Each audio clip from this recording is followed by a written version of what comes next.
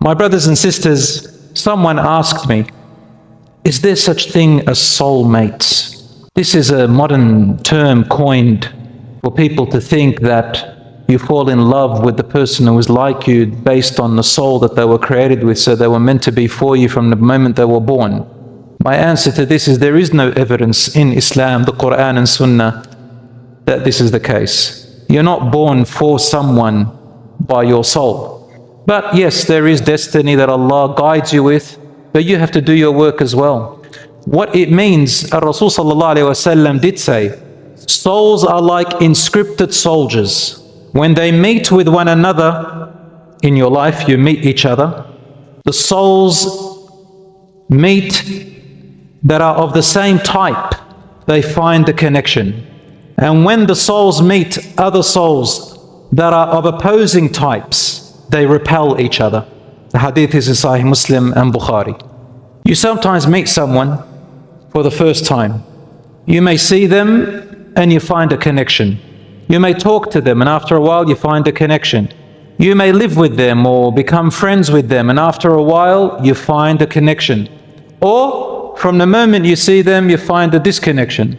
Or when you talk to them you find a disconnection, or after living with them eventually you find a disconnection. There is no timing, but eventually you do. Based on what? Not the nature of the soul that was put into you, but what became of that person's soul from their actions and beliefs in life. So that means that your nafs, your soul and its essence can change as you change in your beliefs and your actions in life. For example, some people in the beginning may not connect, and truly their souls are not connecting, because who you are is what your soul becomes, not the other way around. Not your soul is what you become. You make your soul become something else. Some people make their soul forgetful. Some people make their souls corrupt. Others, they let their soul enlighten and grow. When you meet that person, and let's say you're a person who is close to Allah, who prays, for example, who is of good character and fears Allah, and you meet someone who doesn't do any of these things, and they have bad character, naturally your soul will repel them. Doesn't mean you won't love them. Maybe a person may love their child and their child is the opposite. But the soul itself, you may feel that you're not connected to that child, or you're not connected to that spouse. How do you become connected? Some people, they change in their life. They get closer to Allah, they repent, they change their character, and the souls start to change too. And then you find a connection with those who formerly you could not find a connection with. And the opposite is true. Sometimes you find a connection and then it becomes a disconnection. So my brothers and sisters, it's variable. And that's what it means. So sometimes people can get married and feel disconnected. As time goes on, they adjust, they adapt, they change, they learn, they improve themselves, and guess what? The souls start to change and you find a connection along the way. And sometimes they disconnect. May Allah subhanahu wa ta'ala grant us the best of company in this world and in the next, in all our lives. Moving to the next point. Did you know that the soul has 4 states of a connection with your body?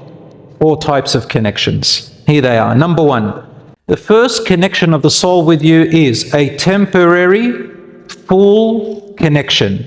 And that is when you're awake, like now. Number 2, the soul has a temporary, partial connection. And that is when you go to sleep.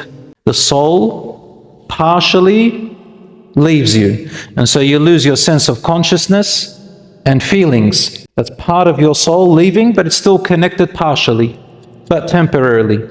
Number 3, temporary but full disconnection, and that is when you die. And number 4, the final state of connection of the soul with you is permanent and full connection, and that is resurrection. What does it mean, permanent? It means after resurrection. We believe in Islam that you will be raised after death to a day of judgment and then to paradise or hellfire. May Allah subhanahu wa ta'ala grant us salvation. And my brothers and sisters, that time there is no more death. Allah says in the Quran, لا يقضى عليهم فيموتوا, they will never be perished and so they will never die. And the people of paradise will be in there خالدين فيها أبدا, they will be living in paradise eternally forever and ever. Nobody dies anymore. and nobody sleeps. No more sleeping. Yeah, and some people say to me, in paradise, what if I want to sleep? I said, go ahead and sleep, ya akhi. But the sleep over there is not like where your soul disconnects. I said, as for me, when you're asleep, I'd like to stay awake, because in paradise there's too much to do. My brothers and sisters, so these are the 4 states of the soul. Full connection, meaning you'll never sleep, you'll never get tired, you'll never die, and so on. Which brings me now to the difference between death and sleeping. Death, by our scholars, is called al-mawtul akbar, the major death. And guess what sleep is called? Al-mawtul asghar, the minor death. Both of them are called death in the sunnah, in our religion. And Allah says in the Quran, Allahu yatawaffa al-anfusa hina mawtiha. In Surah Az-Zumar, chapter 42. Allah takes the souls at the time of their death. وَالَّتِي لَمْ تَمُتْ فِي مَنَامِهَا. And also those souls that do not die, He takes during their sleep. So how many now situations or states does your soul disconnect? On death and sleep. One is minor, the other one is major. So Allah says He withholds, like He takes it.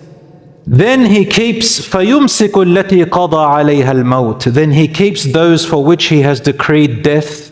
وَيُرْسِلُ الْأُخْرَى إِلَىٰ أَجَلٍ مُسَمَّى. And He releases the others for a specified term, meaning you come back alive, you wake up, until your date of death arrives. And some people may die in their sleep, where Allah keeps their soul and never returns it.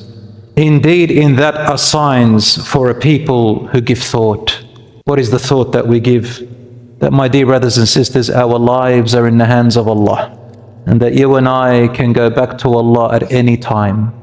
Every night we go to sleep, we don't know if the next morning we'll be alive or Allah has taken us back. No need to fear that.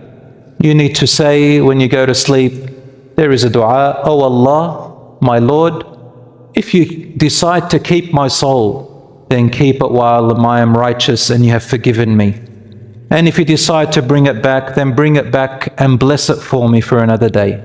A Muslim is always in that type of situation, connected to Allah, but at the same time prepared to meet Allah, and at the same time hopeful and makes long-term goals. A Muslim is in both of these types of measures: hope, fear, goals, but also keeps in mind that can go back to Allah. A Muslim is always aware and always alert, alhamdulillah.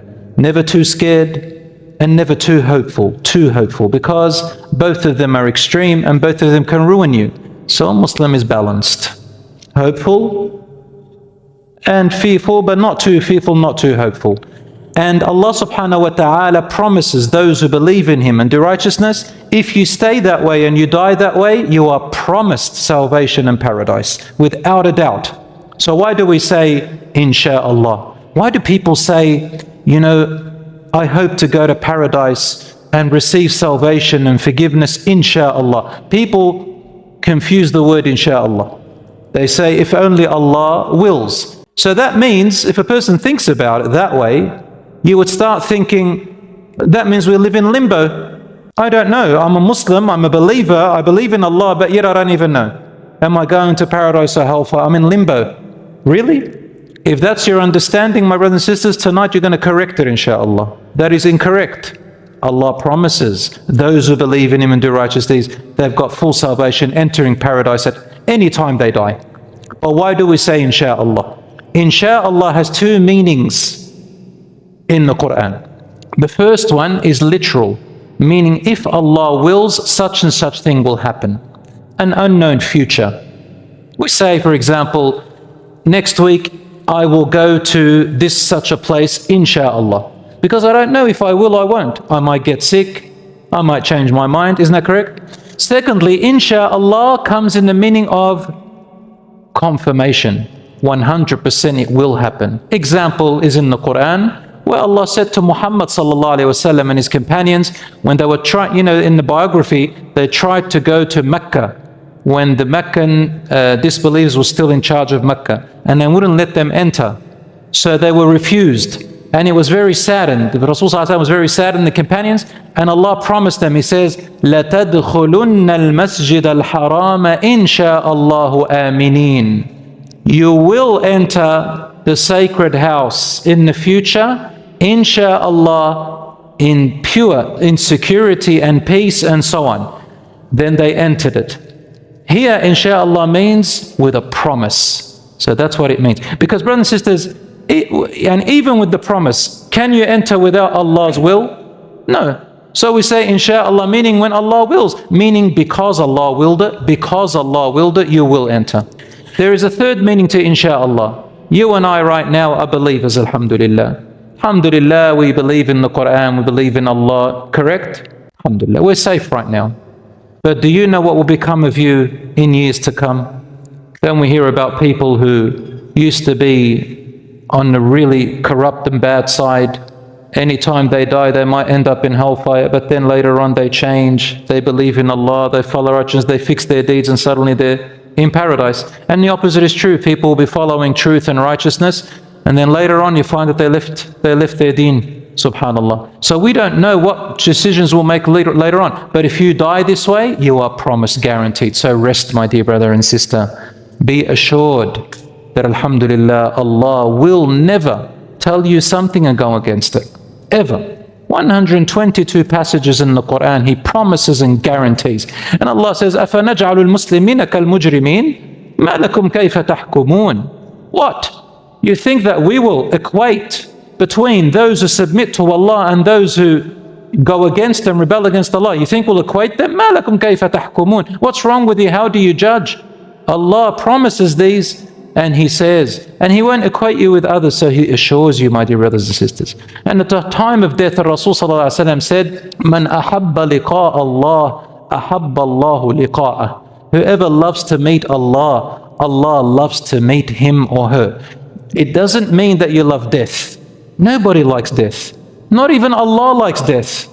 In the Sahih Hadith, which is in Sahih Muslim and Bukhari, the long Hadith, where Allah says, it's Hadith Qudsi, Allah says, whoever harms a believing servant of mine, then I will declare war against them.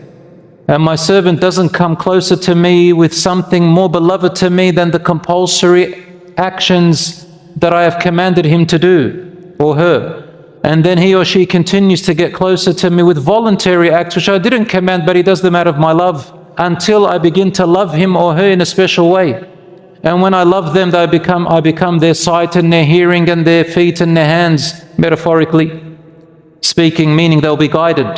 And if he asks me for anything, I will give him. If he seeks refuge, I will give him refuge, or her. And in the remainder of the hadith, in another narration, he says, and there is nothing that I have hesitated more than when I hesitate to take the soul of the believing person out, for he dislikes it and I dislike harming him or hurting him. Yani the hesitation is not like a human hesitation. It's a symbol of something that a human being can relate to, that Allah subhanahu wa ta'ala doesn't like to harm you. So my brothers and sisters, be assured and relax with Allah's mercy.